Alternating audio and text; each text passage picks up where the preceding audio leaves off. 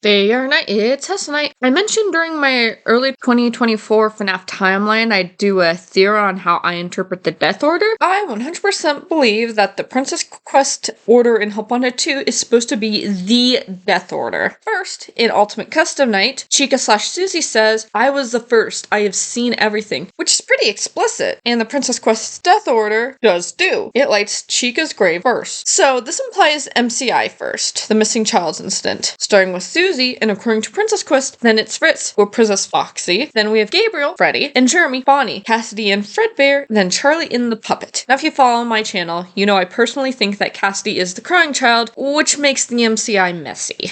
Here is my fix to this. The MCI was originally 4 kids. Then Cassidy gets Chomp and William takes revenge by killing Charlie. Charlie is the 5th missing child. And while she possesses the puppet, her body is never found, thus we have 5 missing children. Now where does this put Elizabeth's death? Well, she has to be before crying child, as Cassidy has nightmares, and we have the "remember what you saw" line. Plus in Fnaf 4 mini-games, her room's empty. Honestly, I think she was in the middle of the missing children's incident. Like, when Fritz and Susie don't put Henry behind bars, William develops the fun times, but before they can do their job, Elizabeth gets yoinked. So William goes back to tried and true lure them away for Gabriel and Jeremy. Now Elizabeth's death can happen at any point in the MCI before Cassidy's incident. In my timeline, I placed this after Jeremy, but before Cassidy because I was trying to put these in easy to digest chunks. But it doesn't have to play out this way. But how does Charlie give gifts, give life if she dies last? We see it in Fnaf 2. She just post-emptively gives them life in the animatronics. It happens all at once when Afton kills the next set of kids in the Fnaf 2 minigames. I'm going to start calling this the Princess Quest Death Order,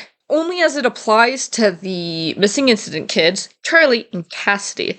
Elizabeth's death will technically be considered separate from the Princess Quest Death Order, as we have nothing representing her death when it comes to those graves. So, this gives me freedom in the future should we find out more to place Elizabeth elsewhere, but it still sets the first 6 deaths in an order, which again, gonna call Princess Quest Death Order. But why do I believe in Princess Quest Death Order? In the original Princess Quest, this grave light up set was used to progress, and they repeated it for Help Wanted 2 Princess Quest. And when you did it in this particular order, in this order alone, you unlock the Bonnie Bro mask. Feels important, and they wouldn't emphasize it if it wasn't important, which leads me to believe this is referring to the Death Order and not like Possession Order, because if it was just Possession Order, Charlie would be first. She has to possess the puppet to give gifts, give life. But if she does it all post-emptively, it makes sense, and Chica can still be the first, as Ultimate Custom Night implies. Anyway, that's all I gotta say. Have a good day!